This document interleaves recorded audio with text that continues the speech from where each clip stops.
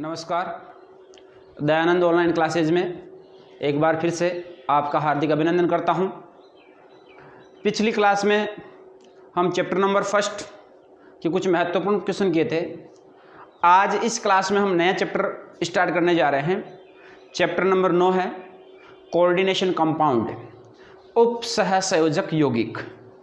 जो उप सहसंयोजक यौगिक चैप्टर है, बोर्ड पैटर्न के अकॉर्डिंग ये 3 नंबर का चैप्टर है और अति महत्वपूर्ण चैप्टर है। इस चैप्टर से कंपटीशन में भी, हर कंपटीशन में इससे क्वेश्चन पूछे जाते हैं। तो आज हम बात करेंगे चैप्टर नंबर 9 की, उप सहसंयोजन यौगिक यानी कोऑर्डिनेशन कंपाउंड। तो नया चैप्टर है आज आपका।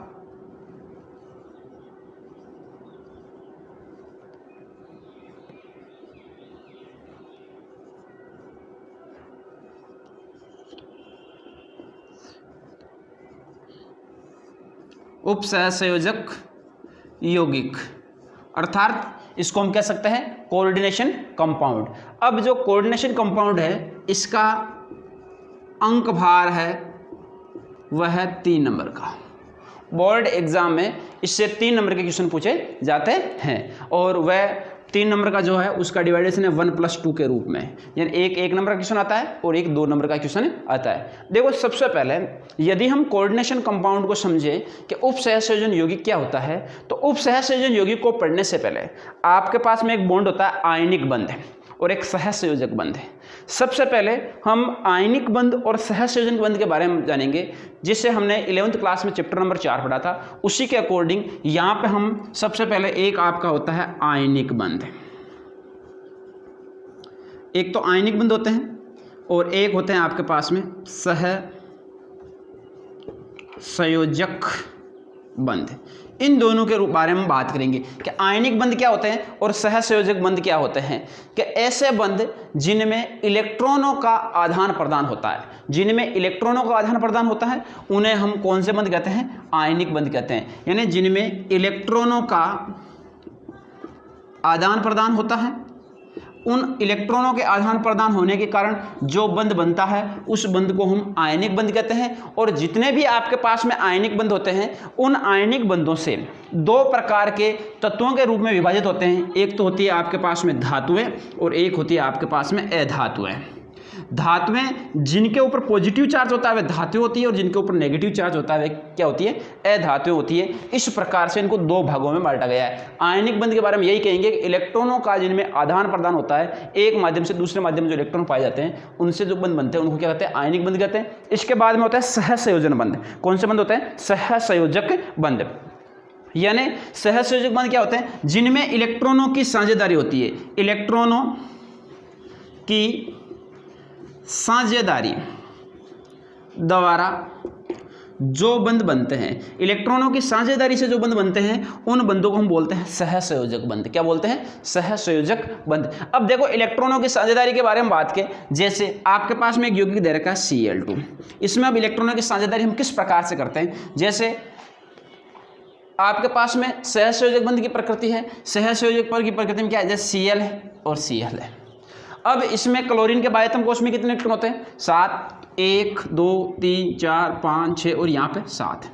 1 2 3 4 5 6 और 7।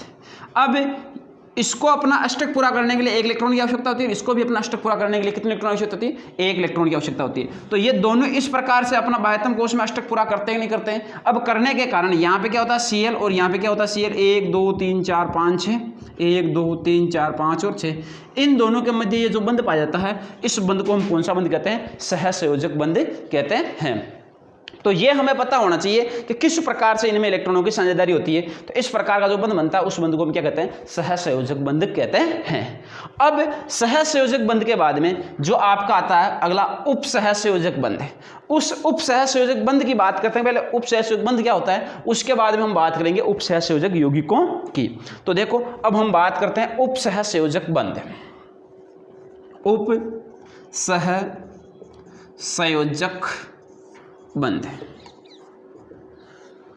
Coordination bond. अब उप सहसंयोजन बंध क्या होता है? उप सहसंयोजन बंध के बारे में हम ये कह सकते हैं जब दो परमाणुओं के मध्य इलेक्ट्रॉन युग्म का आदान प्रदान होता है। जब कोई दो परमाणु है और उन दो परमाणुओं के मध्य इलेक्ट्रॉन युग्म क्या होता है, एक दूसरे के मध्य क्या होता है, आदान प्रदान होता है। तो एक दूसरे के मध्य आदान प्रदान होने के कारण यदि उनमें आदान प्रदान की प्रक्रिया है तो दोनों परमाणु के द्वारा उस इलेक्ट्रॉन युग्म को साझेदारी होती है। यानी जो दोनों परमाणु है उसमें उस इलेक्ट्रॉन युग्म की एक इलेक्ट्रॉन युग्म क्या होती है, साझेदारी होती है। और साझेदारी होने के कारण जो बॉन्ड बनता है उसको क्या कहते हैं, उप सहसंयोजक बंध कहते हैं। तो उप सहसंयोजक बंध के बारे में हमें पता होना चाहिए। तो इसके बारे में लिख सकता हूं कि उप सहसंयोजक बंध क्या है, जो आपको नोट्स के रूप में लिखना है अच्छी तरह से। जब दो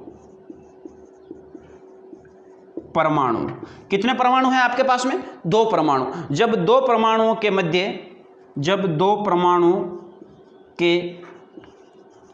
मध्य इलेक्ट्रॉन युग्म की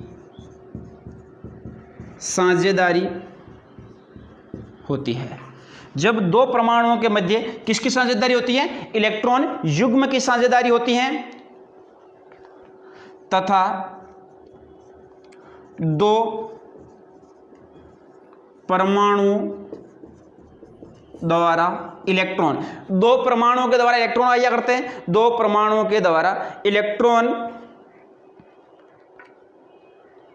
दो परमाणुओं के द्वारा उस इलेक्ट्रॉन युग्म की साझेदारी होती है। जब दो परमाणुओं के मध्य इलेक्ट्रॉन युग्म की साझेदारी होती है तथा दो परमाणुओं के द्वारा जिन इलेक्ट्रॉन युग्म की साझेदारी होती है उससे बनने वाले बंध को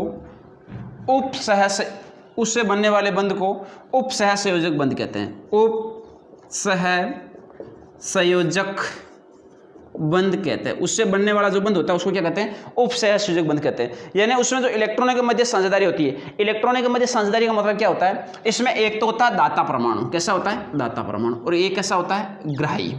तो ग्राही और दाता दोनों के द्वारा नियोजन, इसमें जो देने वाला की मात्रा होती है, इसमें ग्राही और दाता के रूप में हम यदि बात करें तो हम ऐसे कह सकते हैं ग्राही और दाता के रूप में, जैसे आपको एक यौगिक दे रखा है यहाँ पे NH3 और एक दे दिया BF3। इन दोनों के बारे में हम बात करते हैं, ग्राही और दाता की प्रकृति कैसी होती है। ये नाइट्रोजन होता है और ये क्या होता है, बोरोन होता है। नाइट्रोजन के बाद कोष में कितने इलेक्ट्रॉन होते हैं, 5। तो 1 3 और यहाँ पे क्या लगा है, लोन पेयर, इसमें 3 ही होते हैं, 1 2 3। अब देखो उप सहसंयोजक बंध कहता क्या है कि यहां से ये 2 लोन पेयर देके इसके साथ में बंध तो बना सकता है, लेकिन ये यही कहता है कि आप मेरे साथ हमेशा जुड़े रहो, ये इससे हटके नहीं जा सकते, इससे दूर नहीं हो सकते हैं। तो इन दोनों के द्वारा ये एक लोन पेयर युग्म है, यदि ये इस प्रकार का जो बॉन्ड बनाता है, इस प्रकार का जो बॉन्ड की प्रकृति होती है, इस बंधीय प्रकृति को हम क्या कहते हैं, उप सहसंयोजक बंध कहते हैं। क्या कहते हैं, उप सहसंयोजक बंध कहते हैं। कि यहां पे ये 2 लोन पेयर इसको दे सकता है, देने के बाद में इसका भी अष्टक पूरा हो जाता है, लेकिन इसका भी अष्टक तो पूरा होता है, लेकिन ये दोनों इसको देता है, लेकिन ये इसको कुछ नहीं देता ना। देने के बाद में जो बॉन्ड बनता है उसी बॉन्ड को हम क्या कहते हैं, उप सहसंयोजक बंध कहते हैं। कौन सा बंध कहते हैं, उप सहसंयोजक बंध कहते हैं। इसी प्रकार से यदि आप ऐसे लिखते हो, आपके पास में जैसे यौगिक है H+ और एक है आपके पास में NH3। अब देखो H+ और NH3 की बात करते हैं। ये बेचारा इतना गरीब है कि इसके पास में जितना भी था इसने सवाल उठा दिया। तो यहाँ पे किसका चार्ज आ गया, प्लस का। यहाँ पे क्या है, NH3 है। अब NH3 को हम क्या लिखते हैं, NH3 को लिखना हम ऐसे लिखते हैं NHH। यहाँ पे लोन पेयर है। अब यहाँ पे लोन पेयर है तो ये इतना गरीब है, इसके पास में कुछ नहीं है, लेकिन ये एक चीज इसको कहता है कि यदि तू मेरे साथ में जुड़ता है तो सदा सदा के लिए साथ रहना पड़ेगा, मेरे से दूर नहीं जा सकता। यदि ये दूर नहीं जाएगा तो यहाँ पे कौन सा बंध बन जाएगा, उप सहसंयोजक बंध बन जाएगा। और कौन जुड़ जाएगा इसके साथ में, ये हाइड्रोजन जुड़ जाएगा। तो इस प्रकार की प्रकृति में जो बनने वाले यौगिक होते हैं तो इसको हमेशा हम क्या लिखते हैं, NH4+ लिखते हैं। क्या लिखते हैं, NH4+ की प्रकृति में लिखते हैं। तो ये यौगिक होते हैं। तो इस प्रकार का जो बंध बनता है उस बंध को हम उप सहसंयोजक बंध कहते हैं। अब इसमें केवल आपको ये परिभाषाएं ध्यान रखनी है। अब आपको जो नोट्स बनाने की प्रकृति है वहाँ से हम शुरुआत करते हैं इस चैप्टर की, भाई आपको उस चैप्टर को लिखना कहाँ से, किस प्रकार से इसकी शुरुआत करनी है। तो यहाँ से हम इसकी बात करते हैं। तो सबसे पहले ये चीज़ तो आपको समझ में आ गई होगी, ये केवल बेसिक है जिसको हमें जानना है। अब हम आगे पढ़ते हैं।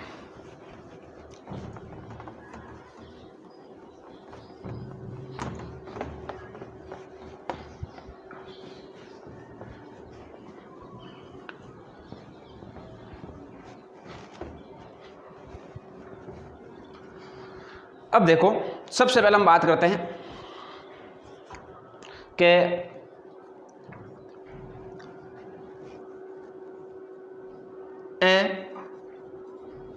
कार्बनिक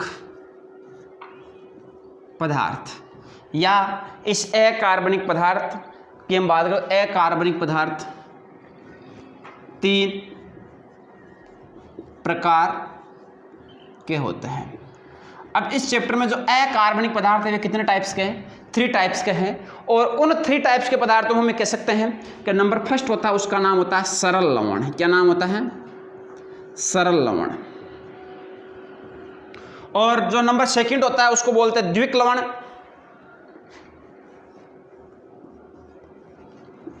द्विक लवण। और नंबर थर्ड होता है उसको बोलते हैं संकुल लवण। संकुल लवण। पहले इन 3 चीजों को हमें अच्छी तरह से जानना है कि सरल लवण क्या होते हैं, द्विक लवण क्या होते हैं और संकुल लवण क्या होते हैं। तो सबसे पहले इन 3 चीजों को हम अच्छी तरह से जानते हैं कि सरल लवण किसे कहते हैं। कि सरल लवण में हम कह सकते हैं कि जब किसी अम्ल की क्रिया क्षार के साथ में करवाई जाती है। आपके पास में कोई अम्ल है और उस अम्ल की क्रिया किसके साथ में करो? आप क्षार के साथ में करो। कि जब किसी अम्ल की क्रिया क्षार के साथ में करवाई जाती है, उससे निर्मित होने वाला जो यौगिक होता है उसको हम कौन सा लवण कहते हैं? सरल लवण कहते हैं। निर्मित कौन होगा? लवण होगा। और उस प्रकार के लवण को हम क्या कहेंगे? सरल लवण कहेंगे। तो सबसे पहले इसकी बात करते हैं कि सरल लवण क्या है, सरल लवण को किस प्रकार से परिभाषित करते हैं। तो ऐसे लिखेंगे कि सरल लवण, आपको हेडिंग डाल के लिखना है सरल लवण। तो देखो सरल लवण में कि जब कि सबसे पहले आपको क्या लेना है कि अम्ल लेना है और क्या लेना है? क्षार लेना है। तो हम ऐसे लिखेंगे जब किसी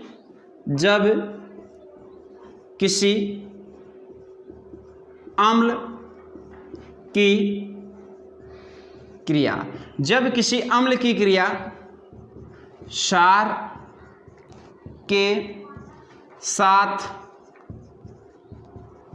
करवाई जाती है, जब किसी अम्ल की क्रिया क्षार के साथ करवाई जाती है तो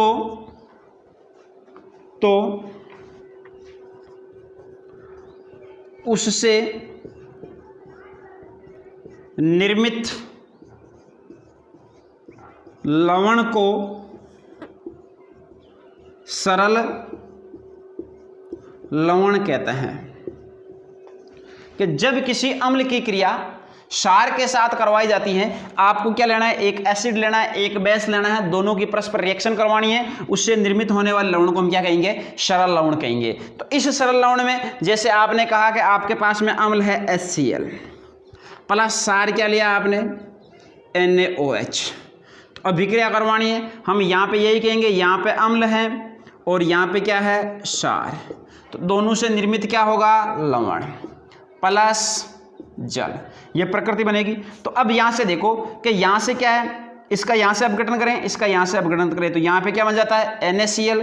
तो यहाँ पे बनेगा NaCl प्लस H और यहाँ से OH, तो यहाँ पे क्या जाएगा? H2। इसको क्या बोलेंगे? सरल लवण बोलेंगे। क्या बोलेंगे? सरल लवण बोलेंगे। कि जब किसी अम्ल की क्रिया क्षार के साथ में करवाई जाती है तो उससे निर्मित लवण को हम सरल लवण कहते हैं। जैसे HCl प्लस NaOH तो NaCl प्लस H2O। तो ये होता है आपका सरल लवण। इसी प्रकार से जैसे आपने लिख दिया एक H2SO4, ये सल्फ्यूरिक अम्ल है, H2SO4 है, इसकी क्रिया आप करवा दो प्लस AlOH के होल थ्राइज के साथ में, एल्यूमिनियम हाइड्रोक्साइड के साथ में यदि इसकी क्रिया करवाते हैं तो यहाँ पे क्रिया करवाने के लिए यहाँ पे आपको 2 अणु लेने होंगे, यहाँ पे कितने लेना है? 3 अणु। तो यहाँ से ये दोनों परस्पर क्रिया करके क्या बनाएंगे? Al2। ये Al2 होगा। अब Al2 के बाद में यहाँ पे क्या जाएगा? SO4 का होल थ्राइज, Al2SO4 का होल थ्राइज प्लस इसके बाद में क्या? 3 दूनी 6 और यहाँ पे 6, तो यहाँ पे हो जाएगा 6H2O। तो ये भी एक क्या बनेगा, लवण बनेगा। क्या बनेगा, लवण बनेगा। तो इसमें यह आपको विशेष तौर से ध्यान देना है कि अम्ल और क्षार, अम्ल और क्षार, एल्यूमिनियम हाइड्रोक्साइड सल्फ्यूरिक अम्ल था, हाइड्रोक्लोरिक अम्ल सोडियम हाइड्रोक्साइड था, दोनों ने परस्पर क्रिया की, किसका निर्माण किया, लवण का निर्माण किया। तो ये चीजें हमें विशेष तौर से पता होनी चाहिए कि भाई लवण के साथ में किस प्रकार से ये क्रिया करते हैं। अब इसके मुख्य गुणों की बात करते हैं कि हमें लवणों के मुख्य गुण कौन कौन से होते हैं।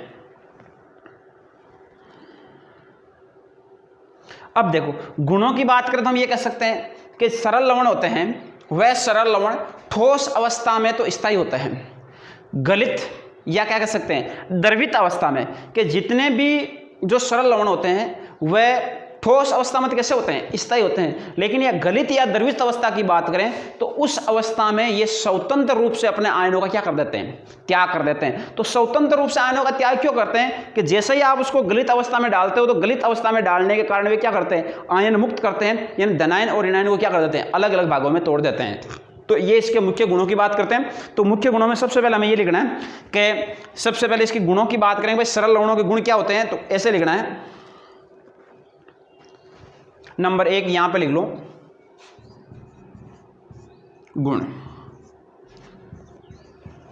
सरल लवण ठोस अवस्था में, सरल लवण ठोस अवस्था में स्थायी होते हैं, स्थायी होते हैं। जितने भी सरल लवण होते हैं वह ठोस अवस्था में कैसी स्थिति में पाए जाते हैं, स्थायित्व की स्थिति में पाए जाते हैं, यानी बिना किसी प्रकार से चेंजेस नहीं होते हैं। जबकि नंबर 2 ये कह सकते हैं कि जितने भी सरल लवण होते हैं यह सरल लवण द्रवित या गलित अवस्था में अपने आयनों का स्वतंत्र परीक्षण देते हैं। तो नंबर 2 ये लिखोगे, सरल लवण गलित या द्रवित अवस्था में अपने आयनों का स्वतंत्र परीक्षण देते हैं। अब जैसे हम बात करेंगे, आपके पास में था NaCl। अब NaCl आपके पास में लवण है, तो ये NaCl किस प्रकार के स्वतंत्र अवस्था में पाया जाता है उसकी बात करें तो हम ये कह सकते हैं कि भाई सरल लवण में देखो NaCl था, जैसे आपने लिखा यहाँ पे NaCl, यदि ये स्वतंत्र अवस्था में आएगा यानी गलित अवस्था में आएगा तो गलित अवस्था में अपना आयन कैसे दर्शाएगा, यहाँ पे दर्शाएगा Na+ और यहाँ पे दर्शाएगा Cl-, यानी जो NaCl है इसमें सोडियम आयन है वह धनायन की प्रकृति दर्शाएगा और क्लोरीन आयन है वह ऋणायन की प्रकृति दर्शाएगा। तो ये किस अवस्था में दर्शाएगा, गलित या द्रवित अवस्था में। जब ये गलित या द्रवित अवस्था में होंगे तो अपने आयनों का स्वतंत्र रूप से क्या देंगे, परीक्षण देंगे। इसी प्रकार से जैसे आपके पास में एक यौगिक और है Al2SO4, तो Al2SO4 है, इसमें जो यौगिक दर्शाते हैं उनकी यदि हम प्रकृति की बात करें भाई किस प्रकार से दर्शाते, देखो ये यौगिक था Al2SO4 का होल थ्राइज। यदि इसकी हम बात करें स्वतंत्र रूप से तो क्या एल्यूमिनियम कितने 2 Al+3 प्लस यहाँ पे कितने 3SO4 2-, तो ये धनायन और ऋणायन की प्रकृति दर्शा रहे हैं। तो किस अवस्था में दर्शा रहे हैं, गलित या द्रवित अवस्था में। तो हम यह कह सकते हैं कि जो भी सरल लवण होते हैं वे ठोस अवस्था में तो स्थायी होते हैं, जबकि सरल लवण होते हैं वे गलित या द्रवित अवस्था में अपने आयनों का स्वतंत्र परीक्षण देते हैं। आयनों का स्वतंत्र परीक्षण कैसे दे रहे हैं कि ये लवण था सरल तो इसने धनायन दर्शाया, इसने ऋणायन दर्शाया, ये लवण था तो इसने धनायन दर्शाया, इसने ऋणायन दर्शाया। तो इस प्रकार के जो यौगिक होते हैं उनको हम क्या कहते हैं, सरल लवण कहते हैं। तो ये हमें सरल लवणों के बारे में एक बार पुनः देख लो कि जब किसी अम्ल की क्रिया क्षार के साथ में करवाई जाती है, अम्ल की क्रिया क्षार के साथ में करवाते हैं और उससे निर्मित होने वाले लवण को हम क्या कहते हैं, सरल लवण कहते हैं। सरल लवणों के जो मुख्य गुण थे उसमें यही थे कि ये ठोस अवस्था में, सरल लवण ठोस अवस्था में तो कैसे होते हैं, स्थायी होते हैं, जबकि गलित और द्रवित अवस्था में कैसे करते हैं, स्वतंत्र परीक्षण दर्शाते हैं। अब इसके बाद में नंबर 2 आता है द्विक लवण। कौन से लवण आते हैं, द्विक लवण, उनकी बात करेंगे। अब 1 नंबर हो गया, इसमें किसी कोई प्रॉब्लम नहीं होनी चाहिए। अब नंबर 2 बात करेंगे हम द्विक लवण की, कि द्विक लवण क्या होते हैं, उनके बारे में हम बात करते हैं।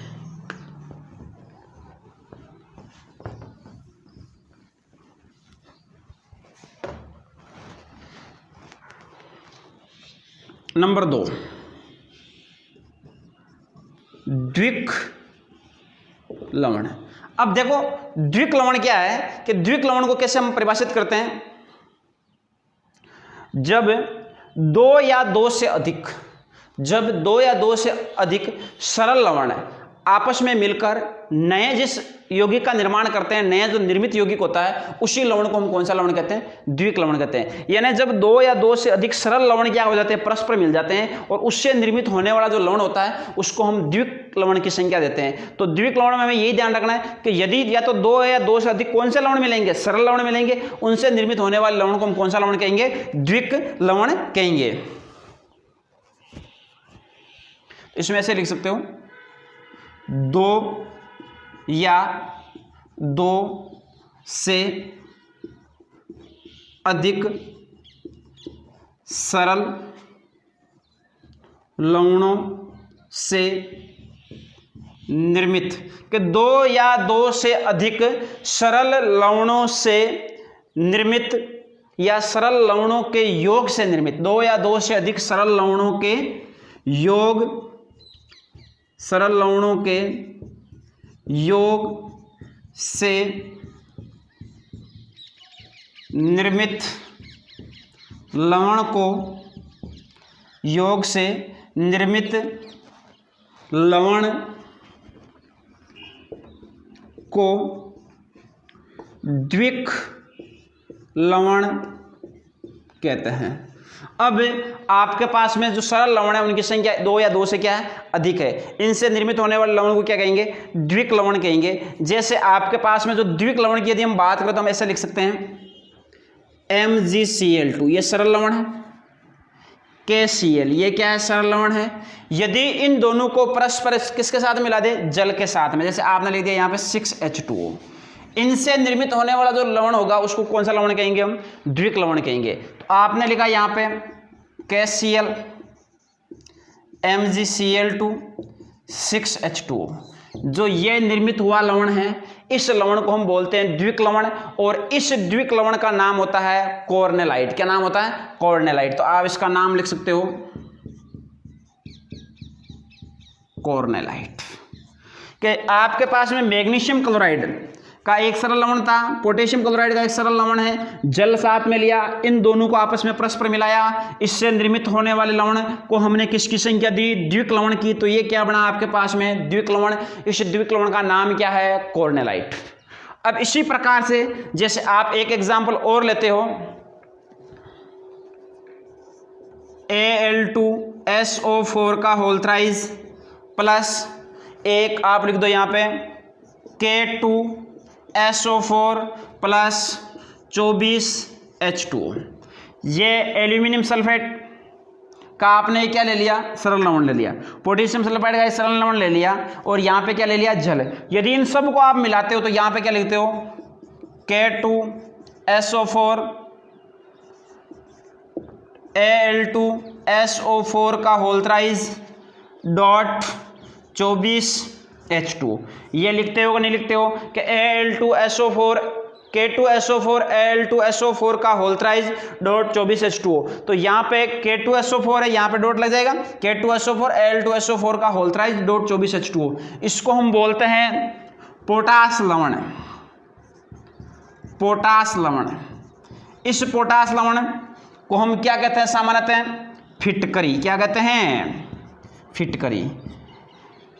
तो जब आपने एल्यूमिनियम सल्फाइड और पोटेशियम सल्फाइड की जल के साथ में क्रिया करवाई, ये भी एक सरल लवण था, ये भी एक सरल लवण था, जल के साथ में क्रिया करवाई, तो आपके पास में K2SO4 Al2SO4 का होल थ्राइस डॉट 24H2O जो आपने यौगिक प्राप्त किया है, इसको आप बोलते हो पोटास लवण। ये सामान्यतः होती है फिटकरी। क्या होती है, फिटकरी। तो इसको हम किसकी संख्या देते हैं, द्विक लवण की संख्या देते हैं। किसकी संख्या देते हैं, द्विक लवण की। तो द्विक लवण में हमें ये ध्यान रखना है। यदि इसके अलावा आप एक ये भी एग्जांपल और भी लिख सकते हो, जैसे आपने लिखा NH4 का होल ट्वाइस, जो NH4 का whole twice SO4 plus FeSO4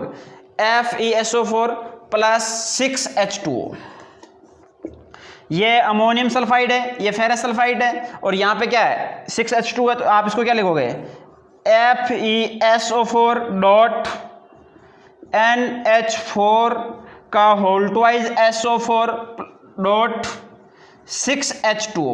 इन सबको आपने एक साथ लिख दिया तो इस लवण को हम बोलते हैं मोहर लवण। क्या बोलते हैं? मोहर लवण। तो ये भी एक कैसा है? द्विक लवण है। कैसा है? द्विक लवण। तो ये कोर्नलाइट ध्यान रखना है, पोटास लवण ध्यान रखना है, मोहर लवण ध्यान रखना है। ये सारे कैसा लवण है? द्विक लवण है, क्योंकि इसमें 2 या 2 से अधिक कैसे लवण मिले हैं? 2 या 2 से अधिक सरल लवणों के योग से निर्मित होने वाले लवणों को हम क्या कहते हैं? द्विक लवण। 2 या 2 से अधिक सरल लवणों के योग से निर्मित होने वाले लवणों को हम द्विक लवण कहते हैं। तो इसमें तीनों एग्जांपल ध्यान रखना है आपको कि MgCl2, KCl, 6H2 है, उससे निर्मित होने वाला लवण कौन सा था? कोर्नेलाइट। ये क्या? पोटास लवण, जिसको किसके नाम से जानते हैं? फिटकरी के नाम से। और ये कौन सा है आपका? मोहर लवण। तो ये होते हैं आपके पास में द्विक लवण। अब जो द्विक लवण थे, इन द्विक लवणों का यदि हम गुणों की बात करेंगे, मुख्य गुण द्विक लवणों के कौन कौन से पाए जाते हैं, तो उन द्विक लवणों के गुणों को हम देखते हैं। तो सबसे पहले यदि हम गुणों की बात करें, द्विक लवण के गुण कौन कौन से हैं। अब इस गुणों में यदि हम ये कहें तो सबसे पहले यही कहेंगे कि द्विक लवण होते हैं, द्विक लवण ठोस अवस्था में स्थायी होते हैं। कैसे होते हैं? स्थायी। और जो द्विक लवण है ये ठोस अवस्था में स्थायी होते हैं, लेकिन ये गलित और स्वतंत्र अवस्था में प्रत्येक आयन का क्या देते हैं? स्वतंत्र प्रेक्षण देते हैं। तो नंबर 2 लिख सकते हो, यह गलित या द्रवित अवस्था में प्रत्येक